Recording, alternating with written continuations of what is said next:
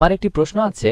আমি শুনেছি যে রমজান মাসে ৩০ দিন জান্নাতের দরজা খোলা থাকে এবং জাহান্নামের দরজা বন্ধ থাকে, কিন্তু সেই ৩০ দিনের রমজানের মধ্যে যদি কোনো হিন্দু মারা যায় তাহলে সে কোথায় যাবে?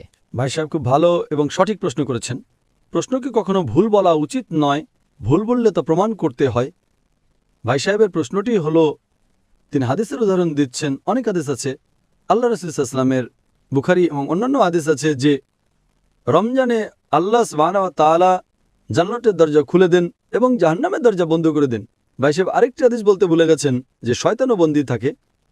তো তিনটি বিষয় একসাথে, আল্লাহ সুবহানাহু ওয়া তাআলা শয়তানকে বন্দী করেন। তো ভাইয়ের প্রশ্ন হলো, যদি রমজানে ৩০ দিনের মধ্যে কোনো হিন্দু মারা যায় তাহলে সে কোথায় যাবে? অনেকে প্রশ্ন করে, শয়তান শিকলে বাঁধা থাকে, শৃঙ্খলবদ্ধ, কড়া, হাত কড়া তো বলতে পারবো না, কড়া কড়া শিকলে বাঁধা। শয়তান শিকলে বাঁধা থাকে, তবুও আমরা দেখি গুনাহ হচ্ছে। যদিও রমজানে গুনাহ কম হয়, তবু গুনাহ তো হয়, তাই না?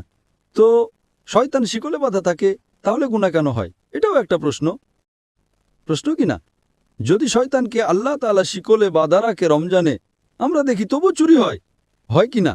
কম হয় কিন্তু হয়। তবু লোকেরা মদ্যপান করে, কম পান করে। যখন শয়তান শিকলে বাঁধা, তবে কেন এই ভুল হয়? কিভাবে এই গুনাহ হয়? প্রথম প্রশ্নের উত্তর হলো যে জাহান্নামের দরজা বন্ধ থাকে, জান্নাতের দরজা খোলা থাকে। যদি কোনো হিন্দু রমজান মাসে মারা যায় তাহলে কোথায় যাবে? সে যাবে প্রথমে বারজাখে। কোথায় যাবে? বারজাক। বারজাক মানে মধ্যবর্তী সময়। মানুষ মারা যাওয়ার পর সরাসরি জান্নাতে যায় না, সে বারজাখে থাকে। এরপর হাসরের ময়দানে সবাইকে উঠানো হবে, হিসেব নিকাশ হবে। সূরা আল ইমরান অধ্যায় নম্বর ৩ আয়াত নম্বর ১৮৫। চূড়ান্ত প্রতিদান বিচার দিবসে দেওয়া হবে। কুল্লু নাফসিন যায়কাতুল মউত। প্রত্যেক প্রাণী মৃত্যুর স্বাদ গ্রহণ করবে। চূড়ান্ত হিসেব নিকাশ হবে বিচার দিবসে, কিয়ামতের দিন।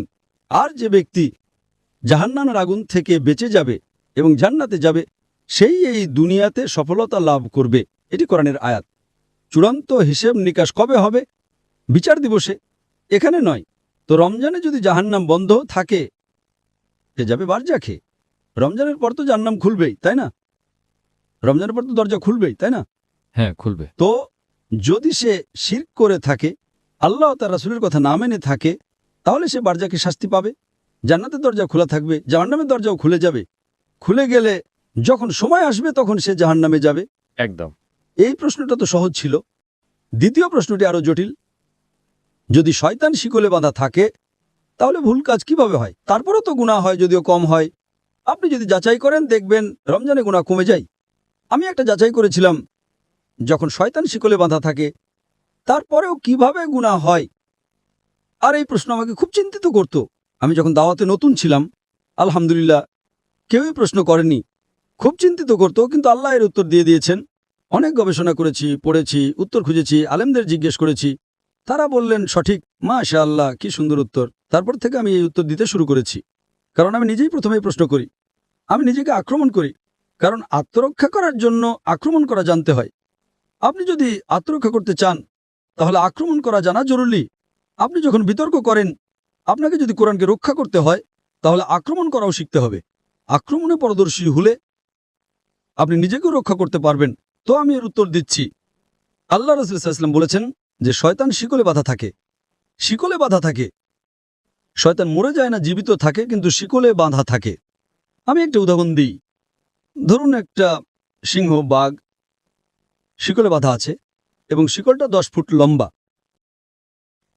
আপনি দূরে দাঁড়িয়ে আছেন, আপনি জানেন শিকলটা খুব মজবুত, তাই আপনি ভয় পাবেন না, তাই না?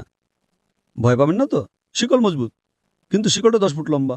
যদি একটা বাঘ বা সিংহ শিকলে বাঁধা থাকে আর শিকলটা 10 ফুট লম্বা হয়, আপনি 30 ফুট দূরে আছেন, শিকলটা মজবুত, আপনি কি নিরাপদে থাকবেন না? ভয় তো লাগবেই। ভীরু হলে ভয় লাগবে, তাই না? এমনি তো সিংহ ছাড়াও ভয় লাগতে পারে, কুকুর দেখে পালিয়ে যাবেন, বিড়াল দেখে পালিয়ে যাবেন। কিন্তু আপনি যদি 30 ফুট দূরে থাকেন তাহলে তো নিরাপদে থাকবেন, তাই না? হ্যাঁ কি না? একদম একদম। একদম। কিন্তু আপনি যদি সিংহের কাছে যান তাহলে কি হবে? খেয়ে ফেলবে। হ্যাঁ। তো আল্লাহ রাসূল সাল্লাল্লাহু আলাইহি ওয়াসাল্লাম যখন বলেন যে রমজানে শয়তান শিকলে বাঁধা থাকে, এর মানে হলো আপনি শয়তানের কাছে যাবেন না। ঠিক। আপনি রমজানে বলবেন, না আমি জুয়ার আড্ডায় যাব, রমজান মাস আমি মদের দোকানে যাব, তাহলে দোষটা কার? আপনার। তাই রমজানে শয়তানের শক্তি কমে যায়, কিন্তু শয়তান মরে যায় না। শিকলে বাধা থাকে মানে আপনি যদি দূরে থাকেন তবে নিরাপদ, কিন্তু আপনি যদি সিংহের মুখে হাত দেন সে শিকলে থাকলেও তো আপনাকে খেয়ে ফেলবে, তাই না? একদম। তো রমজানে আপনার জন্য গুনাহ থেকে দূরে থাকা সহজ, কিন্তু অসম্ভব নয়।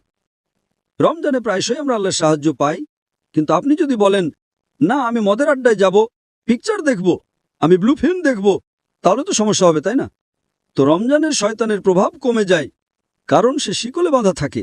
আপনি তার কাছে গেলে, তার মুখে হাত দিলে সে আপনাকে খেয়ে ফেলবে, তখন আপনি গুনাহ করবেন। তো এটা হলো যুক্তিসঙ্গত উত্তর। সঠিক উত্তর তো আল্লাহই জানেন। এটা একটা যুক্তিসঙ্গত উত্তর। হাদিস ঠিকই আছে, কিন্তু এর মানে হলো আপনাকে আরও বেশি মনোযোগ দিতে হবে এবং রমজানে আল্লাহর ইবাদত করার জন্য আপনার কাছে আরও বেশি সময় আছে। আশা করি উত্তরটা পেয়েছেন।